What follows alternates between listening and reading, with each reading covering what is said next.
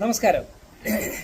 കോഴി വെട്ടുന്ന ഒരുപാട് ക്ഷേത്രങ്ങൾ നമ്മുടെ ഇടയിൽ, നമ്മുടെ കേരളത്തിൽ ഒരുപാട് ക്ഷേത്രങ്ങളുണ്ട്, ഇന്നുമുണ്ട്. പണ്ടത്തെ അബദ്ധങ്ങൾ ഇന്നത്തെ ആചാരം എന്ന രീതിയിൽ കൊണ്ടു നടക്കുന്ന ഒരു കൂട്ടം മനുഷ്യർ. ക്ഷേത്രം എന്ന് പറയുന്നത് ആ ഭക്തിയുടെയും വിശ്വാസത്തിൻ്റെയും ഒരു പവിത്രമായ ഇറ്റില്ലമാണ്. അവിടെ കോഴീനെ വെട്ടുക, എന്നിട്ട് ആ രക്തം കൊണ്ട് ദേവിയെ പ്രസാദിക്കുക എന്നൊക്കെ പറഞ്ഞ് കുറേ അന്ധവിശ്വാസം കൊണ്ട് നടക്കുന്ന ആളുകൾ അവർ അറിയുന്നില്ല. അവരൊന്നും തന്നെ ഇന്നുവരെ രക്ഷപ്പെട്ടിട്ടില്ല. കോഴിയെ വെട്ടുന്നവനും രക്ഷപ്പെട്ടില്ല, വെട്ടിച്ചവനും കൊന്നവനുമില്ല, ഒന്നുമില്ല. അതിനെ വെട്ടി നുറുക്കി അവിടുന്ന് തന്നെ ചെമ്പിലിട്ട് വേവിച്ച് കശാപ്പ് ചെയ്ത് പ്രസാദം എന്ന രീതിയിൽ അതിങ്ങോട്ട് ശാപ്പിടുക. പറ്റെങ്കിൽ കുറച്ച് കള്ളും കുടിക്കാൻ കഴിഞ്ഞാൽ വാ ദേവിയാണ് പ്രസാദിച്ചു. ഇങ്ങനെയുള്ള അന്ധവിശ്വാസം കൊണ്ടു നടക്കുന്ന ഒരുപാട് മൂഢന്മാർ നമ്മുടെ ഹിന്ദു മതത്തിലുണ്ട്. അത് തെറ്റല്ലേ? കാരണം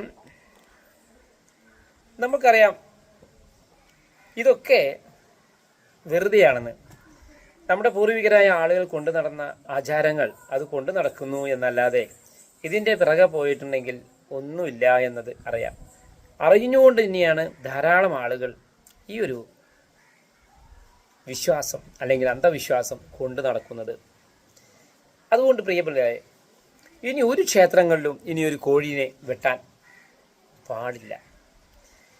മഹാഗണപതിയെയും സരസ്വതി ദേവിയെയും അതുപോലെ തന്നെ ഒട്ടനവധി ദേവീദേവന്മാരെയും മൂർത്തികളെയൊക്കെ അവിടെ പ്രതിഷ്ഠിച്ചിട്ട് അതിൻ്റെ മുമ്പിൽ നിന്നുകൊണ്ട് കോഴിയെ വെട്ടിക്കുന്ന ആ കുടുംബങ്ങൾക്കൊക്കെ തന്നെ ജന്മജന്മാന്തരമായിട്ടും പരമ്പരയായിട്ടൊക്കെ അവർക്ക് ദോഷങ്ങളെ ഭവിച്ച ചരിത്രമുള്ളൂ. അതുകൊണ്ട് ഇനിയെങ്കിലും ഇത്തരം അനാചാരങ്ങളിൽ നിന്ന് മാറി ചിന്തിക്കണം. ക്ഷേത്രം എന്ന് പറയുന്നത് അത് മതപാഠശാലകളാണ്.